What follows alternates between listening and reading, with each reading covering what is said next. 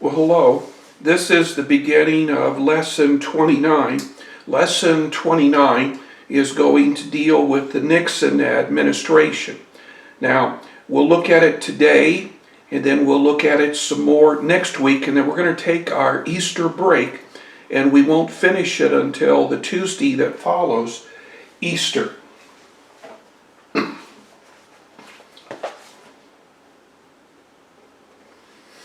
Well, the election of 1968 had been incredibly close.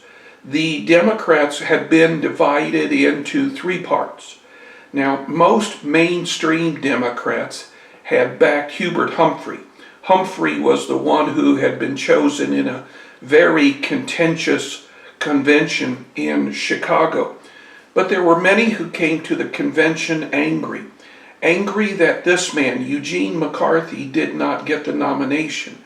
McCarthy was the peace candidate, and McCarthy will run in '68 and certainly take votes away from Hubert Humphrey.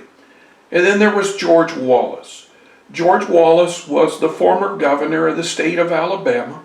George Wallace was a segregationist. He did not believe that schools should be integrated. George Wallace felt that the United States was going too far, too fast.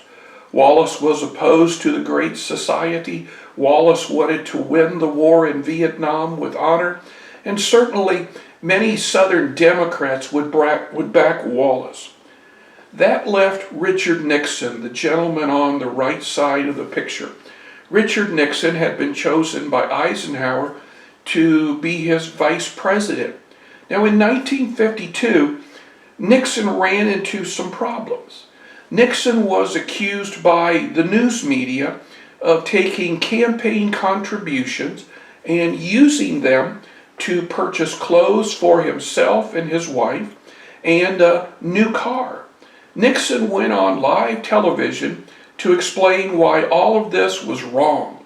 In the speech, Nixon is going to bring out his wife, Pat, his two daughters, and his youngest daughter, Julie, will be taking out the family dog Checkers. And Nixon's going to make a comment about the family dog. And this is why this broadcast became known as the Checkers speech. In 1960, we know that Nixon won a very close race to John Kennedy. In 1962, Nixon ran against Edward Pat Brown for the governorship of California and lost. Nixon became very angry at this defeat. He felt he had been defeated because the press had turned against him. And he told the press they didn't have Nixon to kick around anymore. But in 1967, Nixon came out of hibernation. And like the phoenix rising from the ashes, he made speeches in which he appealed to the silent majority.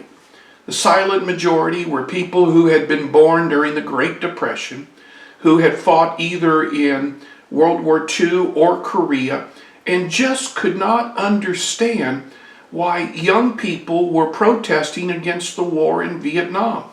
They saw it as being unpatriotic. Nixon had said in his campaign in '68 that he had a secret plan to win the war. The secret plan really wasn't very secret. The secret plan involved Vietnamization, a plan that had been started by Lyndon Johnson. Basically, we continued to bomb the North with our planes, but we started to take more and more Americans out of Vietnam. Nixon also changed the draft. After your 18th birthday, you received a draft number. Example, I turned 18 in 1971, and on January the 2nd, 1972, they drew numbers. And my birthday, February the 2nd, was the 189th birthday pulled out, which meant I had a moderate to high draft number. The war in Vietnam continued, and there was a great deal of protest. Many of the people who protested the war did not trust Richard Nixon. Those people who protested the war referred to themselves as part of the counterculture. The counterculture were people who listened to everything their parents had to say and then rejected everything. The news media preferred to call these people hippies. Now, hippies were people who imbibed in drugs, particularly marijuana. Both boys and girls grew their hair quite long. They dressed up much different from that of their parents. They were opposed to the culture of the day. Now, one of the ways to show their anger with the culture was to listen to music. And in much of the music, you were encouraged to tune in, turn on, and drop out. Now, that would mean you would tune into a particular group, you would turn on to drugs, and then you would drop out. There is no greater music festival in the 60s than in Woodstock, New York. It was supposed to be a low-key affair that drew almost 500,000 people.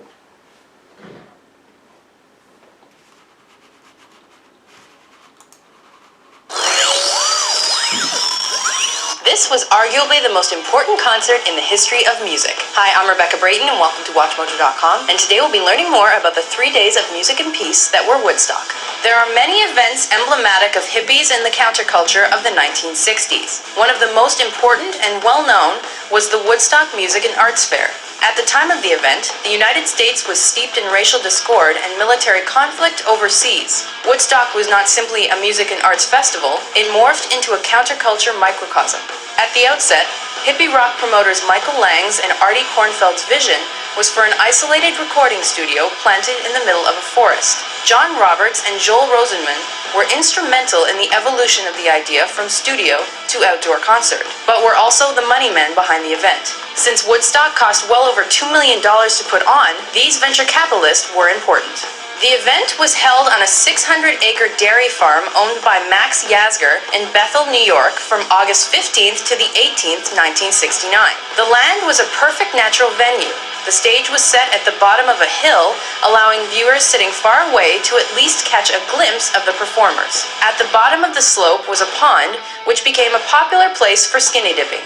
While the event was opposed by local townspeople from the get-go, eventually legal problems were solved and planning went ahead. Engineering a sound system for the event was another huge hurdle. Finally, a solution was set in place for a potential crowd of 150 to 200,000. Little did the organizers know actual attendance numbers would more than double their estimates. Massive crowds descended on rural New York the day of the festival, causing huge traffic jams. Even some of the acts scheduled to play the festival were caught up in the traffic and ended up being unable to play. Originally, Woodstock was not meant to be a free event. 186,000 tickets were sold beforehand, and organizers only anticipated about 200,000 people would show up in total. When it became apparent that they were way off in their estimations, the fence surrounding the event was ceremonially cut down. This step helped solidify the event's vibe of peace, love, and inclusiveness, and also caused a lot more concertgoers to show up.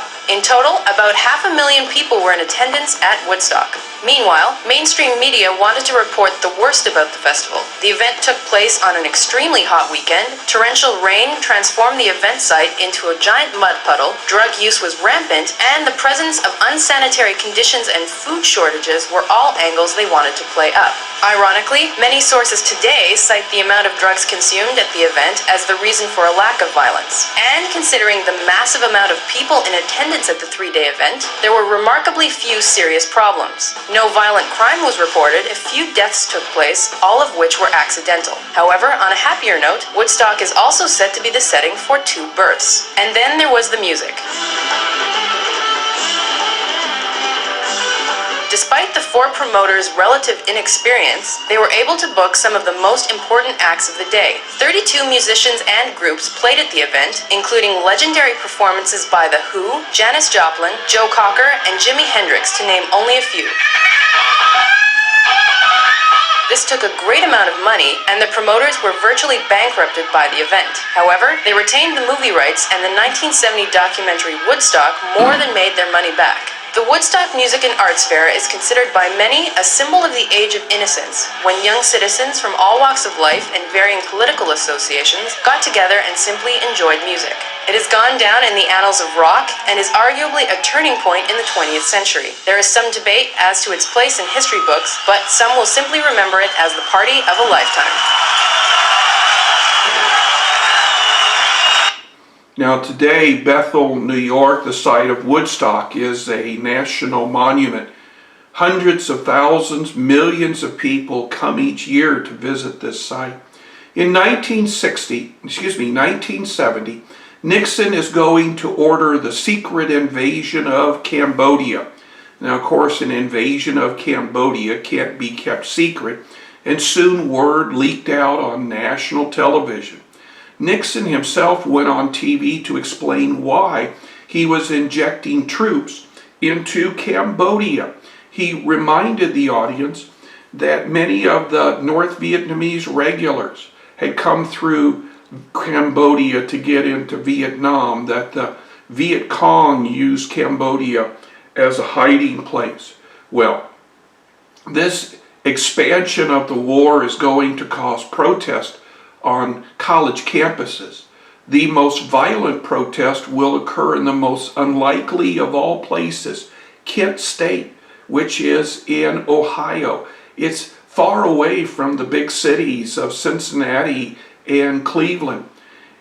At Kent State, the governor is going to order in Ohio National Guardsmen. The Ohio National Guardsmen are going to be given rifles with live ammunition, and they will fire into the students. 4 will be killed. Also today marks the 30th anniversary of the Kent State shootings. 4 students were killed by the Ohio National Guard during anti-Vietnam War protests. CNN's Gary Tuckman brings us the words and pictures that have endured. It's an image etched in our minds, a reminder of how the Vietnam War came home via Ohio's Kent State University. It was a Kent State student who took this picture. His name is John Philo. My initial reaction was to flee, stop myself, and then notice this woman run up, kneel down beside him. The woman was actually a 15-year-old girl screaming in horror as Kent State student Jeffrey Miller lay dying. One of 4 students killed on May 4th, 1970 by Ohio National Guard troops called to campus to quell Vietnam War protests. It was like, oh my God, I can't believe it. So everybody came out and there was kids laying on the ground, running all over the place. Bob Carpenter was the news director of the Kent State student radio station. Breathlessly, he told his listeners on that day of National Guardsmen opening fire, claiming their lives were in danger. But Jeffrey Miller was 85 yards away when he was shot. And Allison Krauss, William Schroeder, and Sandy Scheuer were even farther. There isn't a day in my life that doesn't go by that I don't wake up or have some conscious thought of this. I was in Vietnam twice before. I didn't have the fear that I had on this campus. Helicopters swooping down, tear gas, bullets. You know, it was a scary thing. It's still, I get goosebumps even talking about it right to this moment. Other Kent State students at the time also took photos of the carnage, like Paul Topol. When I saw the students in their pools of blood, I said, this is it. It's got to stop. The protests, the war, everything, we've gone too far. John Darnell was also a student photographer. I like to call it murder. I find no justification and no justice. Protesters were angrier than ever right after the shootings, and faculty members were warned by the National Guard's commander students must disperse immediately. It was then that the late Frank made an emotional speech to students that likely prevented more bloodshed. It was recorded by radio reporter Carpenter. I don't care whether you've never listened to anyone before in your life. I am begging you right now. If you don't disperse right now, they're going to move in, and it can only be a slaughter. Would you please listen to me? Jesus Christ, I don't want to be a part of this. Praise God. The students, including 9 who were wounded, then evacuated. Alan Frank is the son of that professor and was also in the crowd that day. Absolutely saved my life and hundreds of others. But of course, Kent State will always be remembered for those whose lives ended on that day. 4 young people protesting the Vietnam War, shot and killed in their own country.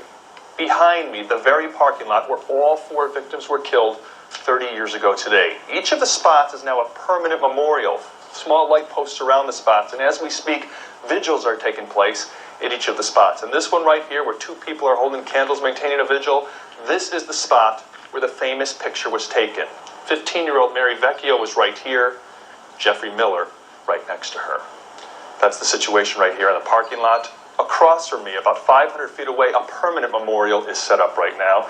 It's a memorial that's been here for several years. At that memorial, 4 concrete pylons represent the people who were killed. It also remembers the 9 people who were wounded during the shooting and the 58,000 people who were killed during the Vietnam War.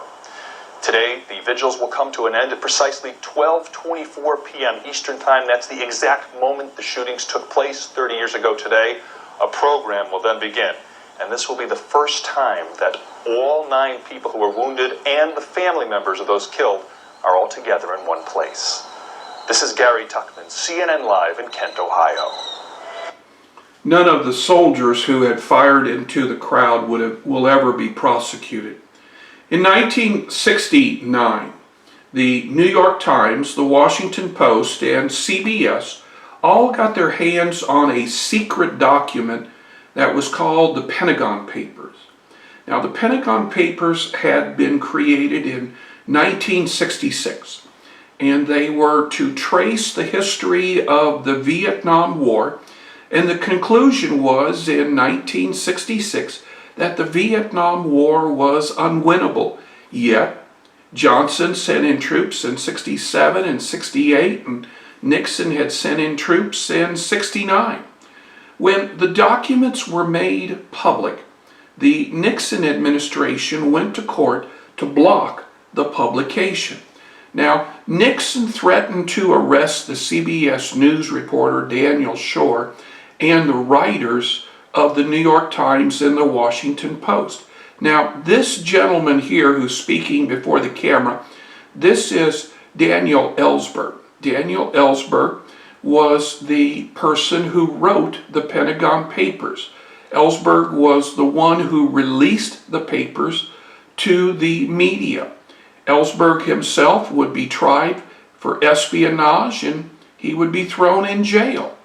But Nixon's attempt to block the publishing of the Pentagon Papers failed when the Supreme Court voted 6-3 that what the media did was a constitutional act. On Sunday, June 13, 1971, the New York Times published a report that would change history.